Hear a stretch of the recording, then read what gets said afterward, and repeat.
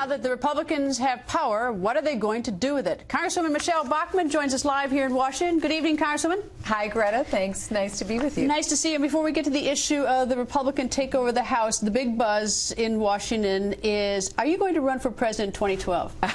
I think that came up because I'm planning to do a series of speeches down in Iowa. And that's my home state. I was born in Iowa, but I'm planning to go down there and talk about why we need to make sure that we repeal President Obama in 2012, just like today we had a repeal of Speaker Pelosi today in the House. All right, I know why you're going to Iowa. Now let me go back to my question. Are you going to run in 2012? Well, I am not focused on my own personal ambitions. What I am focused on very clearly is to make sure that we cannot continue to go down the road we do. I brought one chart that I wanted to share with you. This is the debt that was accumulated under President Bush, all of these red lines. This is just 2 years under President Obama. That's what I'm nervous about, and that's why I'm very committed to doing whatever I can to make sure that we don't have a second term for President Obama. So I'm going to add my voice to that conversation in the next 2 years. One last question on this. What would go? I know that you haven't said no. You haven't said yes, but you haven't said no. What are your considerations? What would convince you that maybe you should run for president, and what would discourage you?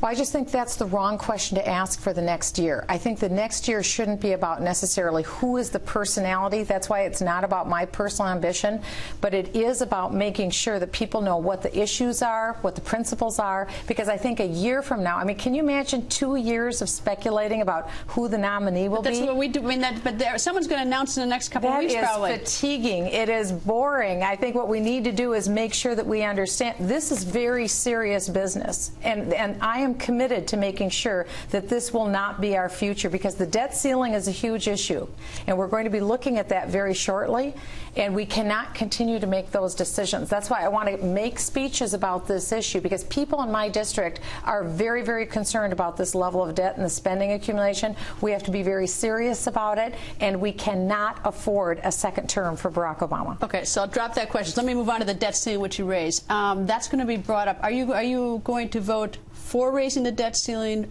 or not? I'm voting against raising the debt ceiling. Why? I brought another chart. Let me show you why. Okay. It's because this is what we've been doing. This is under President Bush. We've been raising the debt ceiling. It's like if your viewers spend their credit card, and the credit card limit just goes up higher and higher and higher. That's what we're doing on the debt ceiling. This is under President Obama. This is our future under President Obama. If we continue to go down this road, we can't just have a knee-jerk response where we just raise the debt ceiling. We actually have to have cuts. I had my staff put together cuts today. We came up with about $450 billion in cuts, and I think for all of my colleagues, whether it's Senate or House, Republican or Democrat, we've got to put our green eye shades on, and I encourage every member to have their staff actually go to cuts. And I will tell you quite clearly, they're painful. They're not easy. We've got to do this, though. And if we don't do the cuts, and if the debt ceiling isn't raised, what happens?